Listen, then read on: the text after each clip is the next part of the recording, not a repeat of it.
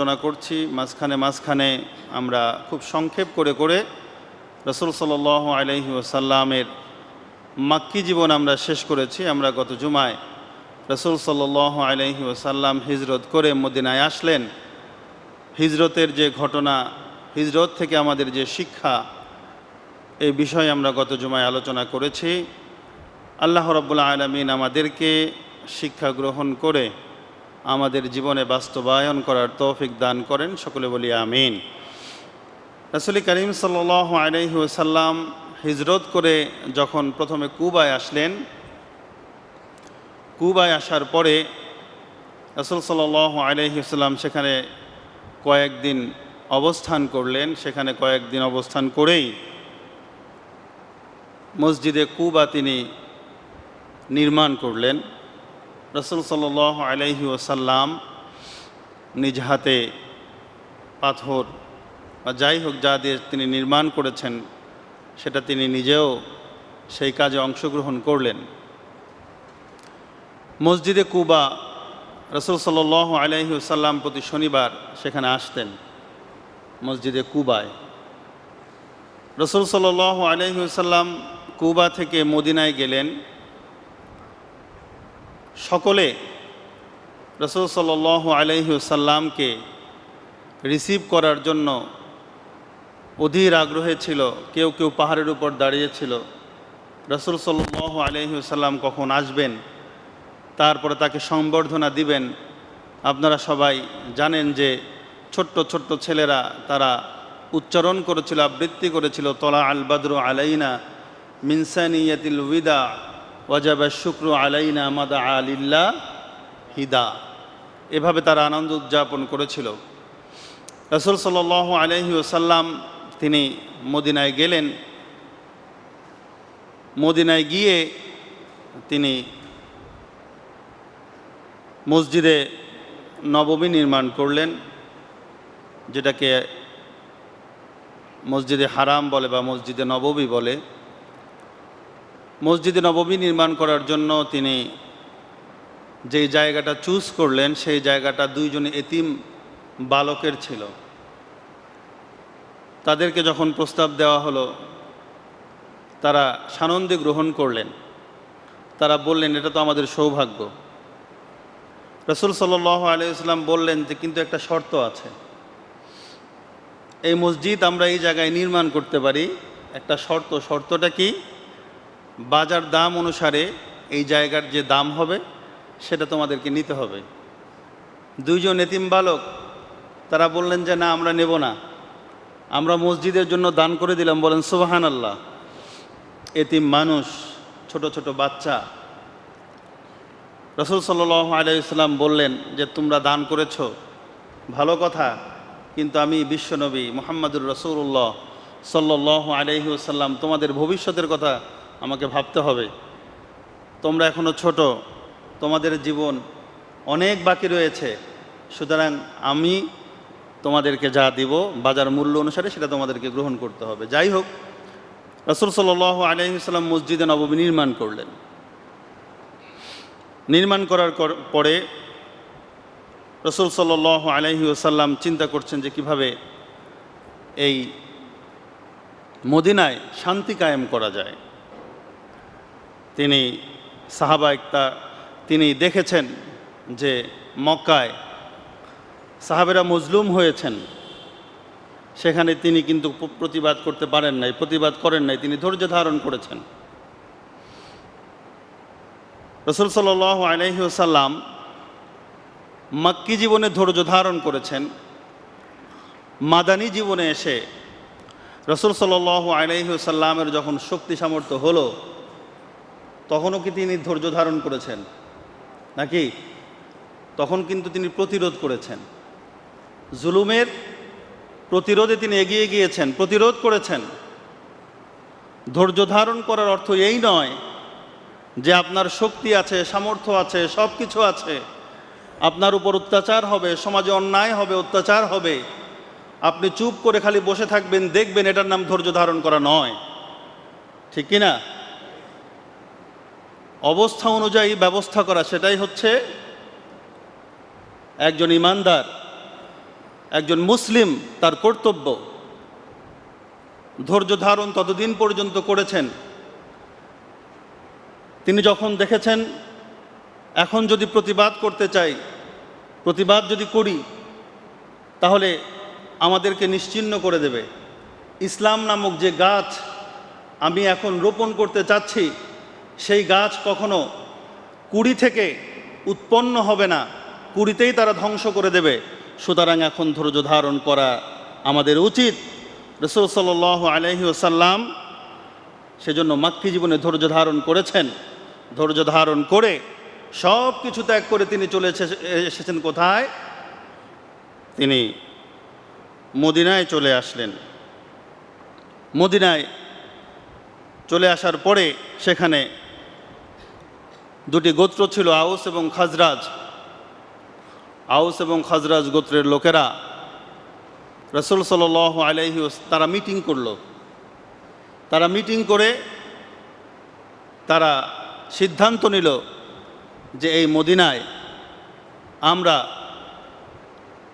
যিনি আগমন করেছেন মুহাম্মদুর রাসূলুল্লাহ সাল্লাল্লাহু আলাইহি ওয়াসাল্লাম, তাকে আমরা লিডার মেনে নিলাম, তার উপর আমরা সব ভার দিয়ে দিলাম, সে যেভাবে বলবে আমরা সেভাবে চলবো। বলেন সুবহানাল্লাহ।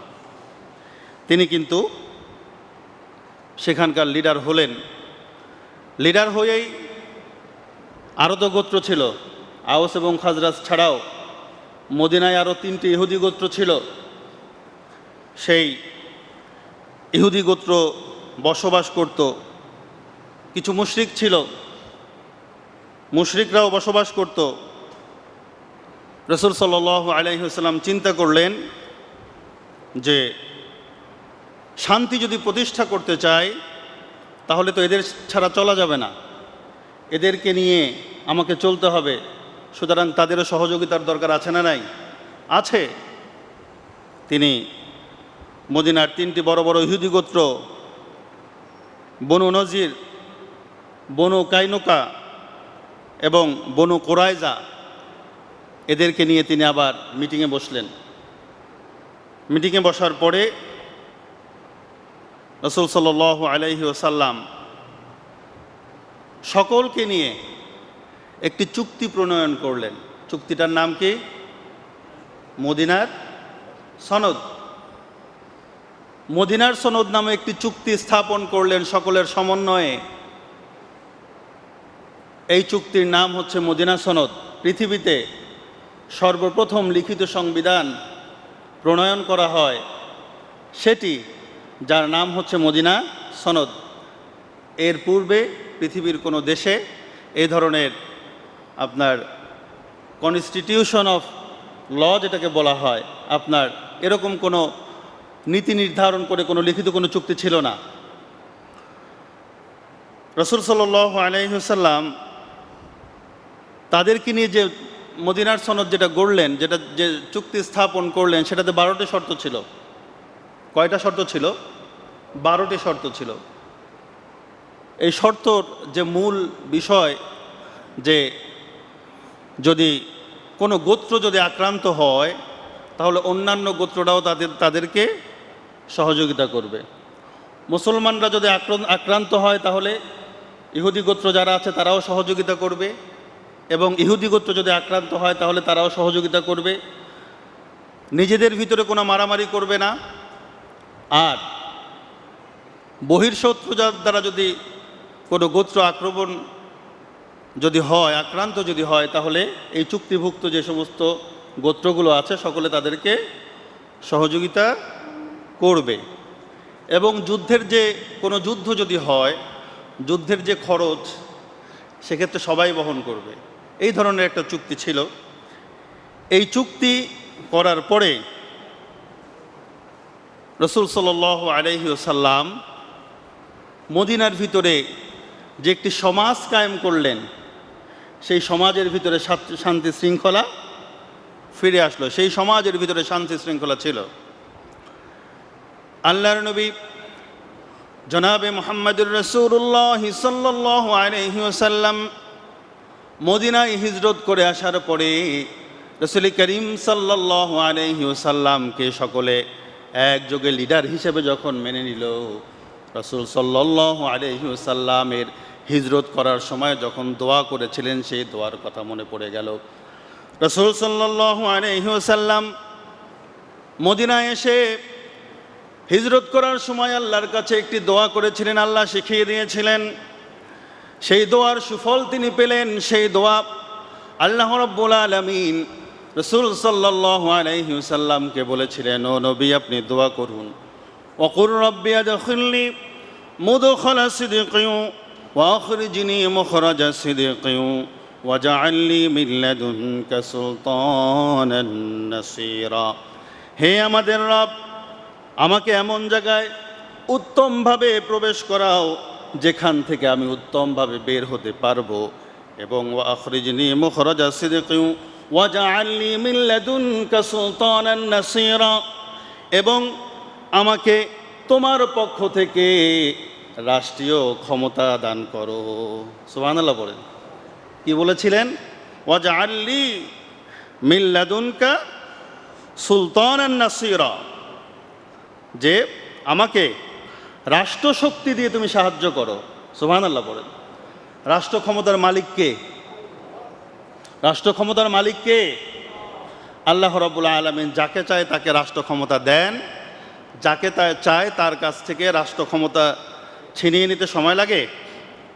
সময় লাগে না। আল্লাহ তো কোরআন শরীফে বলেছেন, কুলিল্লাহুম্মা মালিকাল মুলক তুতিল মুলকা মান তাশা ওয়া তানজিউল মুলকা মিম্মান তাশা। আমি রব্বুল আলামিন, সমস্ত ক্ষমতার উৎস। এই ক্ষমতা আমি রব্বুল আলামিন যাকে দেই সেই পায়। সুতরাং ক্ষমতা দেন কে? আল্লাহ। ক্ষমতা কেড়ে নেন কে? আল্লাহ। আল্লাহ তো ফেরাউনকেও ক্ষমতা দিয়েছিলেন, তাই না? দিয়েছিলেন না? আল্লাহ তাআলা ফেরাউনকে ক্ষমতা দিয়েছিলেন, নমরুদকেও তো ক্ষমতা দিয়েছিলেন। ক্ষমতা পাওয়া মানে কি আল্লাহর রেজামন্দি হাসিল করা? আমার কথা বোঝেন নাই। আল্লাহ মনে হয় খুশি হয়ে ক্ষমতা দেন নাকি? আল্লাহ যার উপর খুশি হন তাকেই ক্ষমতা দেন, এরকম না। আল্লাহ তাআলা যার উপর খুশি হন তাকে যদি ক্ষমতা দিতেন, তাহলে নমরুদ কখনো ক্ষমতা পেত না, ফেরাউন কখনো ক্ষমতা পেত না। অর্থাৎ ক্ষমতা পেলেই আল্লাহ আমাকে খুশি হয়ে দিয়েছে, এইটা ভাবার কোনো কারণ নাই। ঠিক কিনা বলেন? যেমন আল্লাহ রাব্বুল আলামিন বলছেন, আলাম তারা ইলাল্লাযী হাজা ইব্রাহিমা আন আতাহুল্লাহুল মুলক। ইব্রাহিমের সাথে যে লোকটা ঝগড়া করেছিল, ক্ষমতা পেয়ে নিজেকে রব দাবি করেছিল, ওই লোকের দিকে আপনি তাকান। আন আতাহুল্লাহুল মুলক, ওই নমরুদকে রাজত্ব দিয়েছেন তিনি কে? আল্লাহ রাব্বুল আলামিন। আল্লাহ রাব্বুল আলামিন বলছেন, ক্ষমতা আমি দেই, ক্ষমতার মালিক আমি। আর ক্ষমতার মালিক তোমাকে বানিয়ে দিলাম বলে তুমি বড় কিছু হয়ে যাও নাই, তোমার চাইতে অনেক বড় বড় ক্ষমতাধর দুনিয়া থেকে আমি নিশ্চিহ্ন করে দিয়েছি। আরও অনেক যাদের কিচ্ছু ছিল না তাদেরকেও আমি রাষ্ট্র ক্ষমতার মালিক বানিয়েছি। সুতরাং আমি যাকে ইচ্ছা তাকে ক্ষমতা দেই, যাকে ইচ্ছা আমি ক্ষমতা থেকে সরাই। এই সব কিছু কার হাতে? রব্বুল আলামিনের হাতে। ক্ষমতা হচ্ছে একটি নিয়ামত, ঠিক কিনা? ক্ষমতা পেয়ে ধরাকে সরা জ্ঞান করো না। আল্লাহ রাব্বুল আলামিন সেজন্যই তো বলেছেন, সুম্মা লাতুসআলুন্না ইয়াউমাইযিন আনিন নাঈম। তোমাদেরকে যে নিয়ামত আমি দিয়েছি, আমি আল্লাহ রাব্বুল আলামিন কাল কিয়ামতের কঠিন ময়দানে তোমাদের ওই হিসাব, ওই নিয়ামতের হিসাব আমি রব্বুল আলামিন নেব। সমস্ত নিয়ামতের হিসাব আমি রব্বুল আলামিনকে দেয়া লাগবে। ক্ষমতা পেয়ে ক্ষমতার অপব্যবহার করলে সেটাও আমাকে কি করতে হবে? জবাবদিহি করতে হবে। সুতরাং ক্ষমতা আল্লাহ রাব্বুল আলামিন দেন, আর ক্ষমতার অপব্যবহার করলে আল্লাহ রাব্বুল আলামিন একবার এমন আছাড় দেন যেখান থেকে আর উঠে দাঁড়াবার সুযোগ হয় না। আল্লাহ দেখিয়ে দিয়েছেন না বিভিন্ন মানুষকে? আল্লাহ রাব্বুল আলামিন দেখিয়ে দিয়ে আমাদেরকে শিক্ষা গ্রহণ করতে বলেছেন। নমরুদকে ক্ষমতা দিয়েছেন একটা ল্যাংড়া মশা দিয়ে, নমরুদকে শেষ করে দিয়েছেন জোতার বাড়ি খাইয়ে, ঠিক কিনা বলেন? আবার ফেরাউনকেও আল্লাহ রাব্বুল আলামিন ক্ষমতা দিয়েছেন, সেই ক্ষমতা থেকে আল্লাহ রাব্বুল আলামিন চুবিয়ে একবারে নাস্তা নাবুদ করে দিয়ে তার বংশটাকে সহ শেষ করে দিয়েছেন, ঠিক কিনা বলেন? তার যে অনুসারী ছিল সব অনুসারীকে শেষ করে দিয়েছেন। এবার আমি আপনাদেরকে যদি প্রশ্ন করি, রাসূল সাল্লাল্লাহু আলাইহি ওয়াসাল্লাম বললেন আমাকে আপনি রাষ্ট্র ক্ষমতা দিয়ে সাহায্য করুন, তাহলে রাষ্ট্র ক্ষমতা বড় নাকি রাসূল সাল্লাল্লাহু আলাইহি ওয়াসাল্লামের নবুয়তি বড়? অর্থাৎ আমি যেটা বোঝাতে চাইছি যে নবুয়তের দরজা বড় নাকি রাষ্ট্রপতির দরজা বড়? আমার কথা বুঝছেন? নিশ্চয়ই নবুয়তির দরজা অনেক বড়, ঠিক কিনা বলেন? তাহলে রাসূল সাল্লাল্লাহু আলাইহি ওয়াসাল্লাম রাষ্ট্র ক্ষমতা কেন চাইলেন? রাসূল সাল্লাল্লাহু আলাইহি ওয়াসাল্লামের সম্মানের কি কোনো অভাব ছিল নাকি? রাসূল সাল্লাল্লাহু আলাইহি ওয়াসাল্লামের মর্যাদার কি কোনো অভাব ছিল নাকি? রাসূল সাল্লাল্লাহু আলাইহি ওয়াসাল্লামের ক্ষমতার কোনো অভাব ছিল না, রাসূল সাল্লাল্লাহু আলাইহি ওয়াসাল্লামের সম্মানের কোনো অভাব ছিল না। কোনো রাষ্ট্র মালিক যদি চায়, সারা জীবন যদি সাধনা করে, এক টুকরো মেঘ কি সে দুই টুকরা করতে পারবে? পারবে? চন্দ্রকে কি সে দুই টুকরা করতে পারবে? সূর্যকে কি সে দুই টুকরা করতে পারবে? পারবে? কিন্তু রাসূল করিম সাল্লাল্লাহু আলাইহি ওয়াসাল্লাম যখন মক্কায় ছিলেন, মক্কায় থেকে তিনি হাতের ইশারা দিয়ে চন্দ্রটাকে দুই টুকরো করে দিয়েছেন। বলেন সুবহানাল্লাহ! কত শক্তি ছিল! শক্তির অভাব ছিল? শক্তির কোনো অভাব ছিল না। তারপরেও তিনি আল্লাহ রাব্বুল আলামিনের কাছে দোয়া করলেন, ওয়াজআল লানা মিন লাদুনকা ওয়ালিয়া ওয়াজআল লানা মিন লাদুনকা নাসীরা ওয়াজআল লানা মিন লাদুনকা সুলতানান নাসীরা। হে আল্লাহ, আপনি আমাকে রাষ্ট্র ক্ষমতা দিয়ে সহযোগিতা করুন, রাষ্ট্র ক্ষমতা দিয়ে সহযোগিতা করুন। কেন? পৃথিবীতে ইসলামকে, আল্লাহর জমিনে কোরআনকে যদি প্রতিষ্ঠা যদি কেউ করতে চায়, তাহলে রাষ্ট্র ক্ষমতার দরকার আছে না নাই? আছে, আছে। সেজন্য আল্লাহ রাব্বুল আলামিন রাষ্ট্র ক্ষমতা আল্লাহ রাব্বুল আলামিনের কাছে চাইলেন। রাসূল সাল্লাল্লাহু আলাইহি ওয়াসাল্লাম রাষ্ট্র ক্ষমতা চেয়ে আল্লাহর কাছে দোয়া করলেন, শিখিয়েও দিলেন কে? আল্লাহ রাব্বুল আলামিন। সুবহানাল্লাহ! সুতরাং যেই রাসূল সাল্লাল্লাহু আলাইহি ওয়াসাল্লাম মদিনায় রাষ্ট্র ক্ষমতা চাইলেন, রাসূলের উম্মত হয়ে আমাদের রাষ্ট্র ক্ষমতা চাওয়ার দরকার নাই, ঠিক কিনা? আছে, আছে। রাষ্ট্র ক্ষমতা চাওয়ার দরকার নাই। তার কারণ হলো, আপনি আল্লাহ বিল্লাহ করবেন মসজিদে গিয়া, রাষ্ট্র ক্ষমতা দিয়ে কি করবেন? ঠিক কিনা? না? কোনো হুজুর যদি বলে আমি কমিশনারে দাঁড়াবো, মুসল্লিরা সব অবাক হয়ে যায়, বলে যে হুজুর কি বলে, পাগল হয়েছে মনে হয়, উনি ওনার ভিতরে লোভে ধরছে, উনি আবার কমিশনার হইতে চায় কেন? ঠিক কিনা? বলে না? বলবে না? বাস্তবতা বলছি, এটাই বাস্তব। তাহলে চিন্তা করে দেখুন তো দেখি, ভালো মানুষের মনে হয় ক্ষমতা দরকার নাই, হুজুর মানুষরা খালি আল্লাহ বিল্লাহ করবে।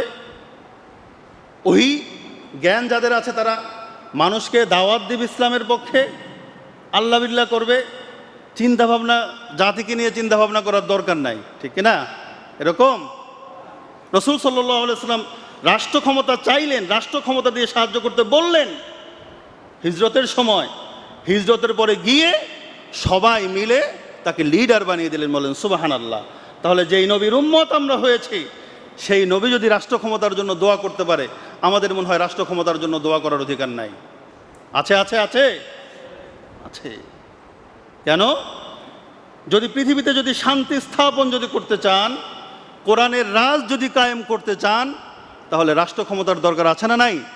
সংসদে যদি কোরআন নিয়ে যেতে চান, তাহলে অবশ্যই রাষ্ট্র ক্ষমতার দরকার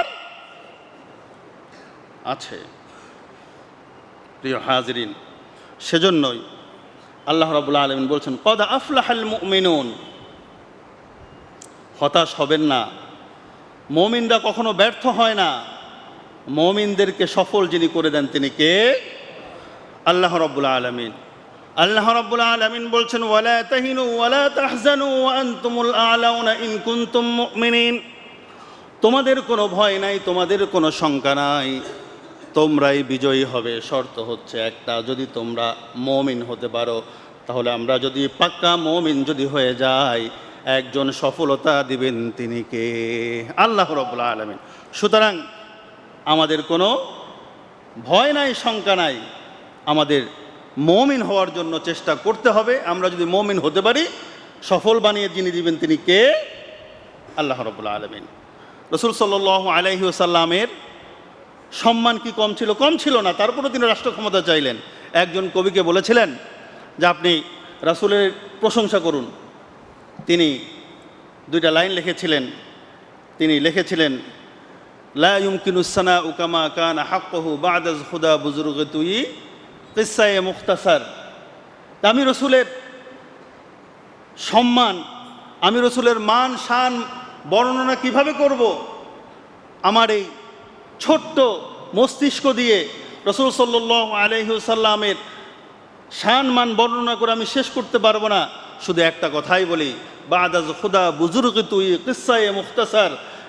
আল্লাহ রাব্বুল আলামিনের পরেই রসুল করিম সাল্লাল্লাহু আলাইহি ওয়াসাল্লামের স্থান, এটাই আমি বলতে পারি। রসুল সাল্লাল্লাহু আলাইহি ওয়াসাল্লামের শান মান মর্যাদা পেশ করা বা বলা আমার পক্ষে সম্ভব নয়। যে রাসূলের সম্মানের কোনো অভাব ছিল না, যে রাসূলের মান মর্যাদার কোনো অভাব ছিল না, যে রাসূলের শক্তির কোনো অভাব ছিল না, সেই রাসূল দোয়া করছেন কি? ওয়াজআল লানা মিন লাদুনকা ওয়ালিয়্যা ওয়াজআল লানা মিন লাদুনকা নাসীরা। প্রিয় হাজরিন, তাহলে রাষ্ট্র ক্ষমতা পাওয়ার অর্থ এই নয় যে রাষ্ট্র ক্ষমতা পেয়ে আপনি যা ইচ্ছা তাই করবেন নাকি। রাষ্ট্র ক্ষমতা পেয়ে রাষ্ট্রকে যারা ক্ষমতাকে অপব্যবহার করেছে, আল্লাহ রাব্বুল আলামিন তাদেরকে সেই পরিণতি তাদের গ্রহণ করতে হয়েছে, ঠিক কিনা বলেন? সেজন্য মানুষের মস্তিষ্কের ভিতরে ঢুকিয়ে দেওয়া হয়েছে আলেম ওলামারা কিচ্ছু বোঝে না, সুতরাং এই রাষ্ট্র ক্ষমতা তাদের হাতে দেয়া যাবে না, ঠিক কিনা? সুতরাং এটা শয়তান বুঝিয়েছে। এভাবে মানুষগুলোকে যদি আলেম ওলামা থেকে দূরে সরিয়ে যদি দেয়া যায়, ভালো তো। সবাই ওইদিকে আলেম ওলামারা মসজিদ মাদ্রাসা নিয়ে থাকবে, রাষ্ট্র ক্ষমতা চিন্তা করবে না। ওদিকে শয়তানের দোসর যারা আছে তারা ওই দিক দিয়ে কী হয়ে যাবে? রাষ্ট্র ক্ষমতার মালিক হয়ে যাবে। তারপরে এরকম সব কিছু পকেটে ভরবে আর জনগণের উপর জুলুম করবে, জুলুম করে করে নিজেদের পকেট ভরে তারপরে বিদেশি চম্পট, ঠিক কিনা বলেন? আল্লাহ রাব্বুল আলামিন বললেন ওয়াকুর রাব্বি আদখিলনি মুদখালা সিদকিন ওয়া আখরিজনি মুখরাজা সিদকিন ওয়াজআল লি মিন লাদুনকা সুলতানান নাসীরা। ও নবী, আপনি দোয়া করুন। রাসূল সাল্লাল্লাহু আলাইহি ওয়াসাল্লাম দোয়া করলেন, ও আল্লাহ, আমাকে এমন এক জায়গায় উত্তমভাবে নিয়ে যাও যেখান থেকে আমি উত্তমভাবে বের হতে পারবো, এবং আপনি আমাকে রাষ্ট্র ক্ষমতা দিয়ে সহযোগিতা করুন। মদিনায় তিনি আসলেন। মদিনায় আসার পরে সমস্ত গোত্র মিলে তাকে লিডার বানিয়ে দিলেন।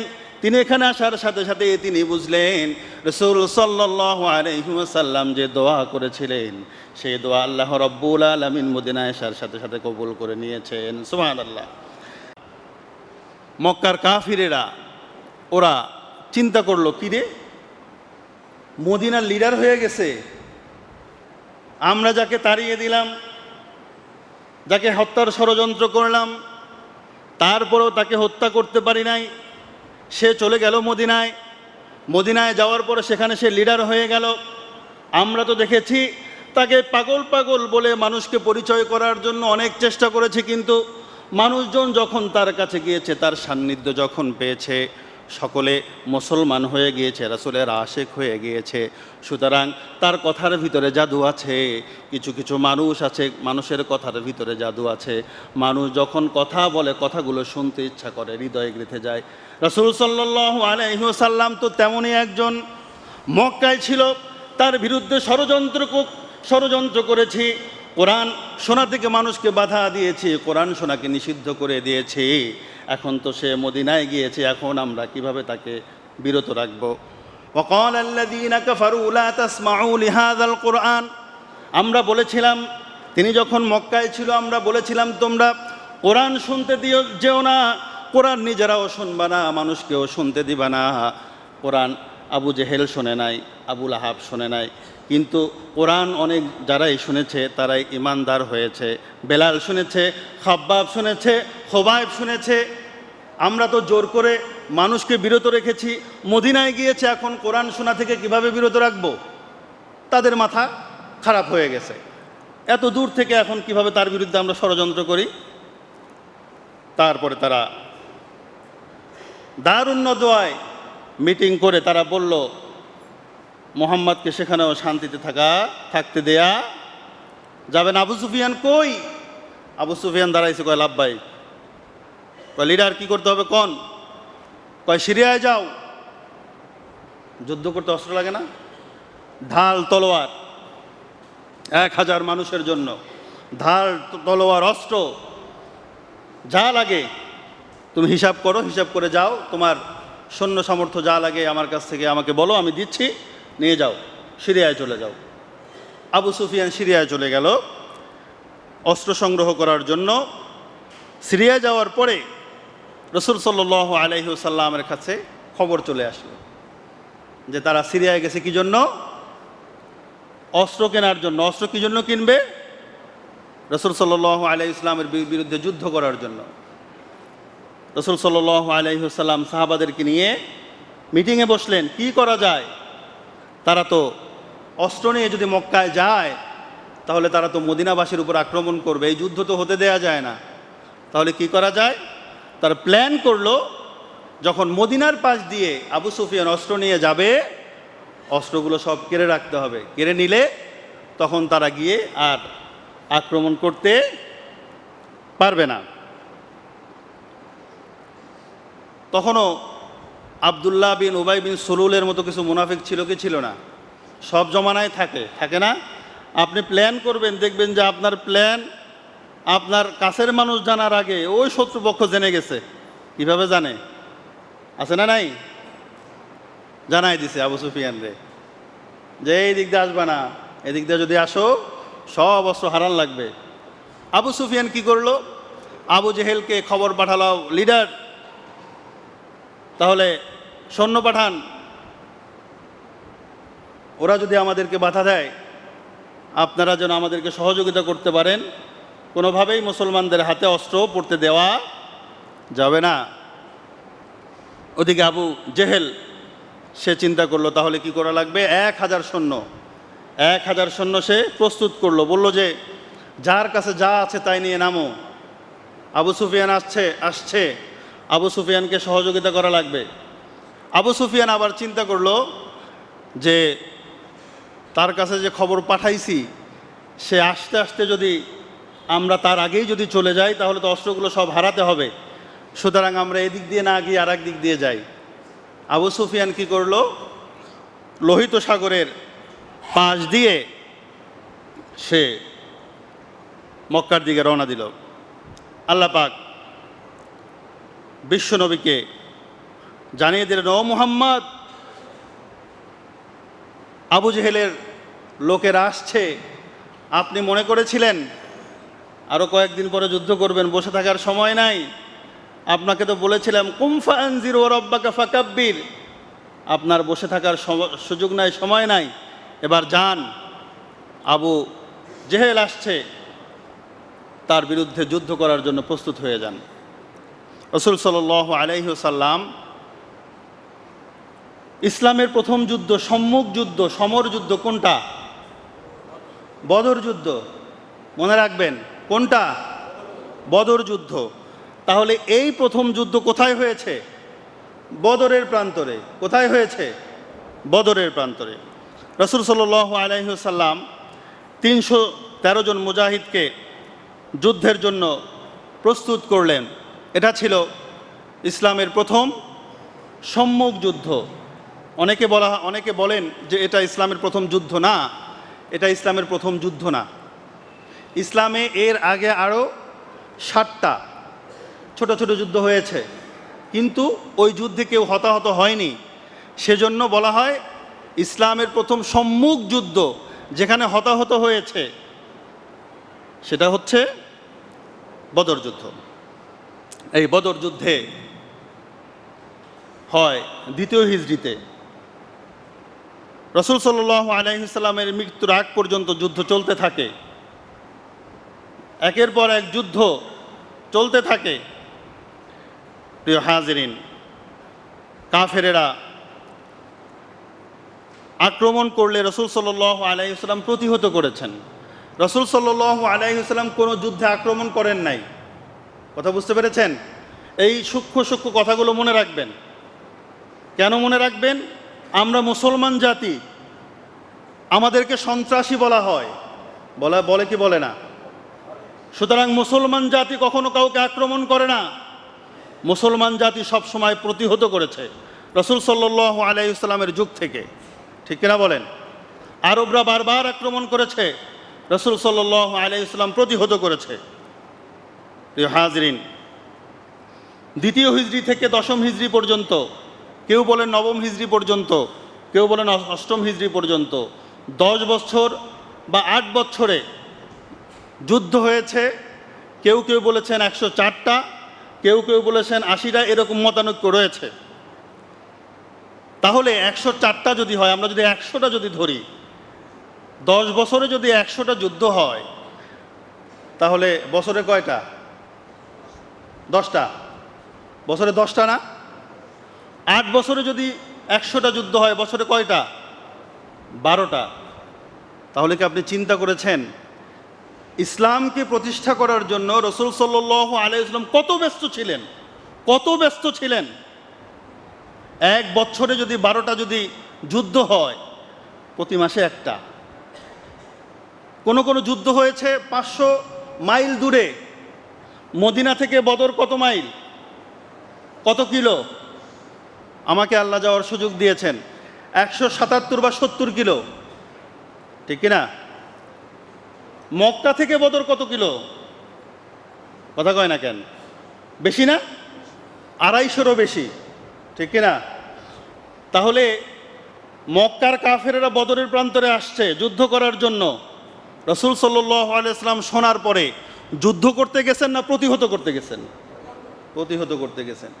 যদি মুসলমানরা যদি আগে যুদ্ধ করতো, তাহলে তো ওদেরকে মারার জন্য আরও আরবের প্রান্তরে চলে যেত। ঠিক কিনা বলেন? রাসূল সাল্লাল্লাহু আলাইহি ওয়াসাল্লাম আমাদেরকে সেই শিক্ষাটা দেন নাই। রাসূল সাল্লাল্লাহু আলাইহি ওয়াসাল্লাম নিজে 27টা যুদ্ধ পরিচালনা করেছেন সেনাপতি হয়ে। সুবহানাল্লাহ পড়েন। আবার এই যুদ্ধের কথা যখন মিম্বার থেকে উচ্চারিত হয়েছে, তখন অনেকেই বলেছে যুদ্ধের কথা উচ্চারণ করা যাবে না, জিহাদের কথা নাকি উচ্চারণ করলে কি হয়? জঙ্গি হবে। ইসলামের একটা অধ্যায়কে অস্বীকার করার চেষ্টা করা হয়েছে। ঠিক কিনা বলেন? রাসূল সাল্লাল্লাহু আলাইহি ওয়াসাল্লাম 313 জন সাহাবীকে প্রস্তুত করলেন। প্রস্তুত করার পরে সেখানে নিয়ম হলো 3 জন যাবে। প্রথমে মুসলমানদের পক্ষ থেকে 3 জন, তারপরে কাফেরদের পক্ষ থেকে 3 জন। সম্মুখ যুদ্ধ হবে। সম্মুখ যুদ্ধ হওয়ার পরে তারপরে একবারে সম্মিলিতভাবে যুদ্ধ হবে। রাসূল সাল্লাল্লাহু আলাইহি ওয়াসাল্লাম যারা গেলেন তাদেরকে ডাক দিলেন। প্রথমে 3 জনকে পাঠালেন, হামজা রাদিয়াল্লাহু তাআলা আনহু, আব্বাস রাদিয়াল্লাহু তাআলা আনহু এবং আরেকজন সাহাবী। তাদেরকে ডাকলেন, ডেকে বললেন তোমরা সেখানে যাবে। যাওয়ার পরে যদি তারা বলে, তারা যদি তোমাদেরকে আক্রমণ করতে বলে, তোমরা আক্রমণ করবে না, তোমরা যাবে। সাহাবীরা চলে গেলেন। তাদের পক্ষ থেকেও 3 জন আসলো।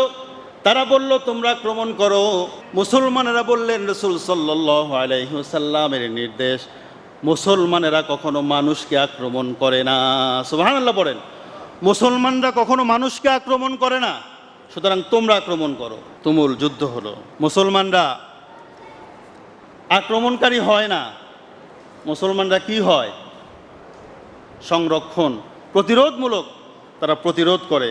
এটা কেন বলছি দেখেন, মুসলমানদেরকে ট্যাগ লাগানো হয় তারা জঙ্গি, লাগানো হয় কি হয় না?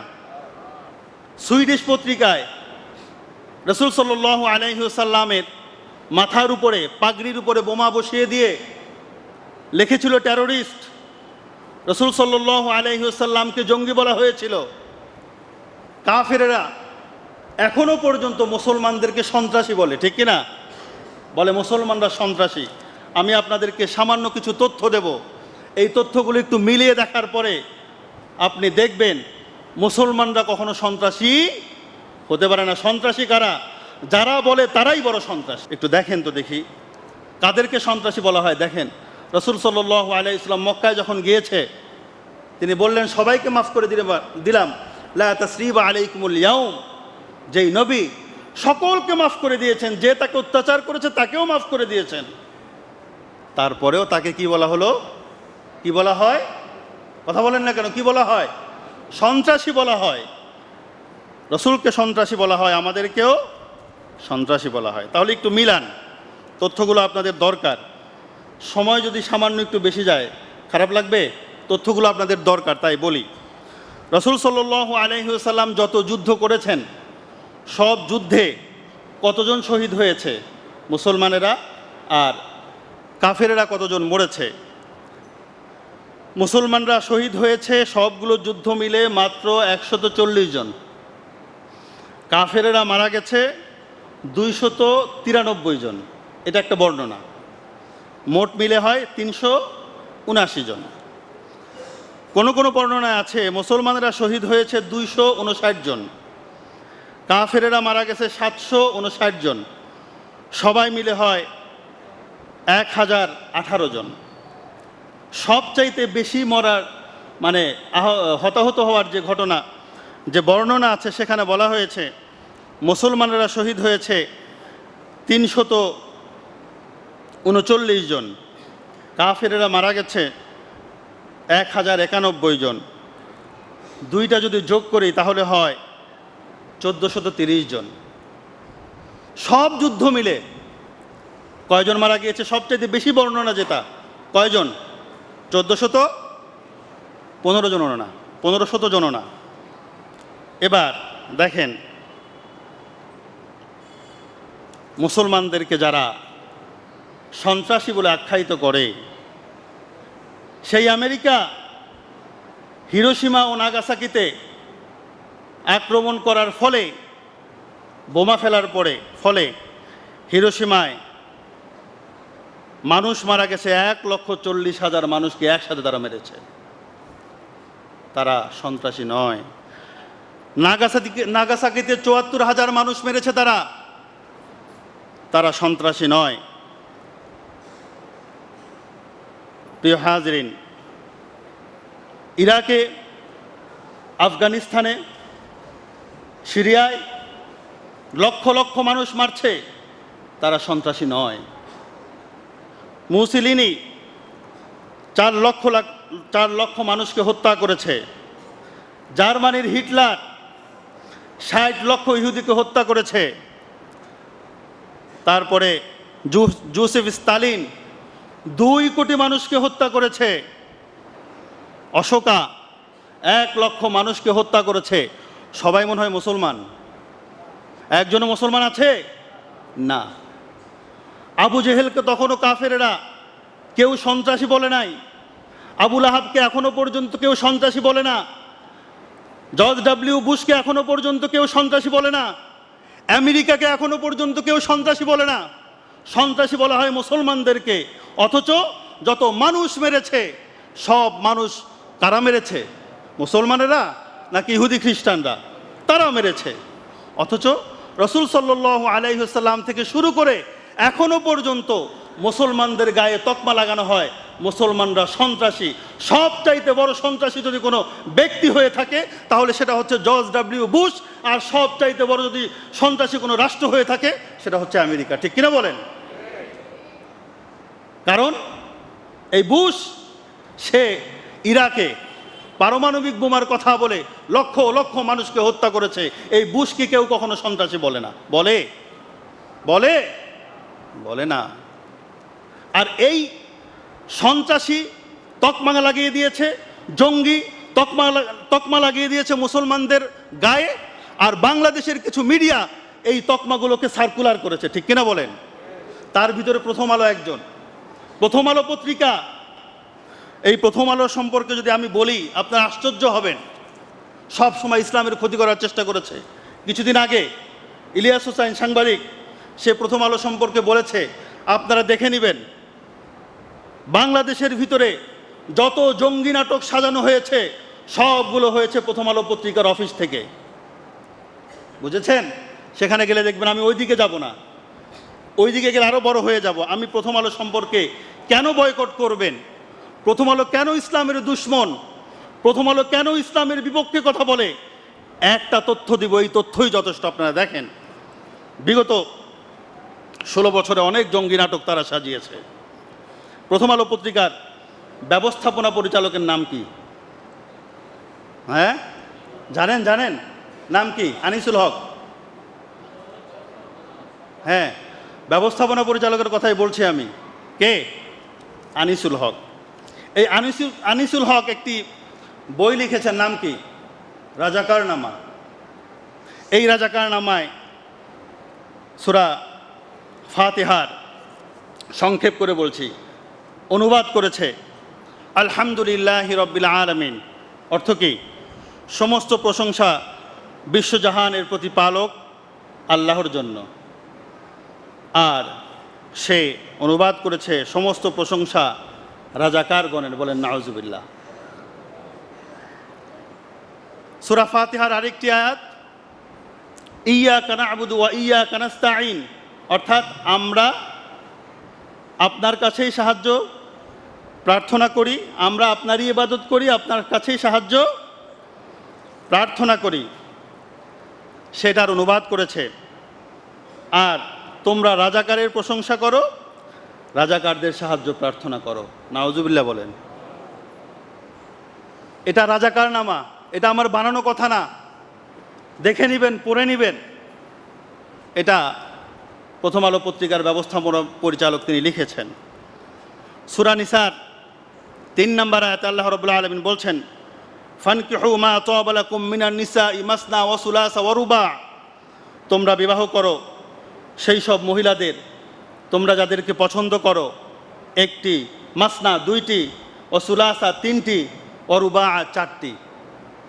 তারপরে কি বলছেন আল্লাহ রাব্বুল আলামিন, ওয়া ইন খিফতুম আল্লা তা'দিলু ফাওয়াহিদা, যদি তোমরা ভয় পাও যে তোমরা ইনসাফ প্রতিষ্ঠা করতে পারবে না 2 জনের ভিতরে, 3 জনের ভিতরে, অথবা 4 জনের ভিতরে, তাহলে তোমরা একটা বিবাহ করো। এটা কোরআন শরীফের আয়াত।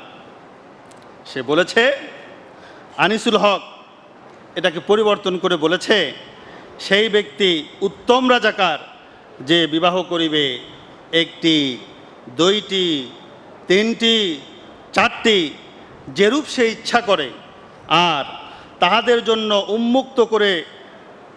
উন্মুক্ত রয়েছে ডান হাতের অধিকারভুক্ত দাসীরা, আর তাহারা ভোগ করিতে পারিবে বাঙালি মহিলাদের। নাউজুবিল্লাহ বলেন। প্রথম আলো পত্রিকার ব্যবস্থাপনা পরিচালক আনিসুল হক যদি কোরআন শরীফের এমন ব্যঙ্গাত্ম অনুবাদ যদি করতে পারে, সে কি ইসলামের পক্ষে লেখে না বিপক্ষে লেখে? এই প্রথম আলো পত্রিকা বাংলাদেশে চলার কোনো অধিকার রাখে না, ঠিক কিনা বলেন? কেন রাখে না? তার কারণ হচ্ছে সে কোরআনের গায়ে হাত দিয়েছে। কোরআনের গায়ে হাত দিলে কোনো মুসলমান ঠিক থাকতে পারে না, ঠিক কিনা বলেন?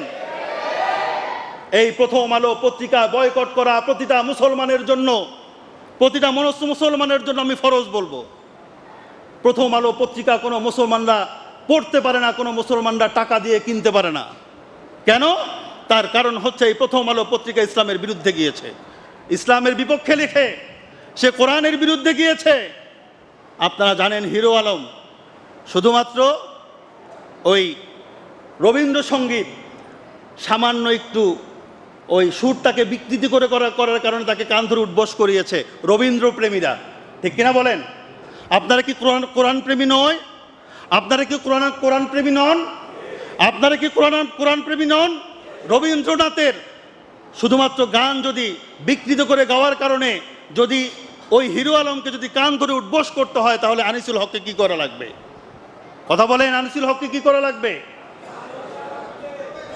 অবশ্যই তাকে শাস্তির আওতায় আনতে হবে। আমরা আমাদের এই মসজিদ থেকে দৃপ্তভাবে উচ্চারণ করছি, এই যদিও বা তাকে লিগেল নোটিশ দিয়েছে, লিগেল নোটিশ নয়, তাকে বিচার করতে হবে কোরআন অবমাননার দায়ে, ঠিক কিনা বলেন? তাকে বিচারের সম্মুখীন হতে হবে। অবশ্যই এই কোরআন, আপনি আওয়ামী লীগ করতে পারেন, আপনি জামাত করতে পারেন, আপনি চরমনাই করতে পারেন, আপনি বিএনপি করতে পারেন, আপনি যদি মুসলমান হয়ে থাকেন, আপনার কোরআনে যদি আঘাত লাগে, আপনি চুপ করে থাকতে পারবেন না। প্রিয় হাজিরিন, সুতরাং বলছি, এই প্রথম আলো পত্রিকা সকলে বয়কট করবো তো ইনশাআল্লাহ, সকলে বয়কট করবো তো ইনশাআল্লাহ। আল্লাহ রাব্বুল আলামিন আমাদেরকে বয়কট করার তৌফিক দান করেন, সকলে বলে আমিন। আমরা টাকা দিয়ে কিনবো না, প্রথম আলো পত্রিকা অনলাইনেও পড়বো না। কেউ যদি পড়তে দেখি, তাকে শুধুমাত্র না কেনার মতো পরামর্শ না, আমার যদি সেখানে অধিকার থাকে, তাহলে আমি সেখানে তাকে দরকার হলে বল প্রয়োগ করবো, যেটা তুমি কিনবা না। অধিকারের জায়গা আছে না? আমার ভাই আছে, আমার বন্ধু আছে, আমার কলিগ আছে, যারা কিনবে, ভাই না আমি তোমাকে এটা কিনতে দেবো না, তুমি এই খারাপ কাজ করতে পারো না। আমরা যদি বয়কট করি, আমরা যদি সোচ্চার হই, তাহলে এই কোরআনের বিরুদ্ধে কেউ কোনোদিন কথা বলতে পারবে না ইনশাআল্লাহ। আল্লাহ রাব্বুল আলামিন আমাদেরকে কোরআনের পক্ষে থাকার তৌফিক দান করেন, সকলে বলে আমিন। ওয়া আখিরু দাওয়ানা আনিল হামদুলিল্লাহি রাব্বিল আলামিন।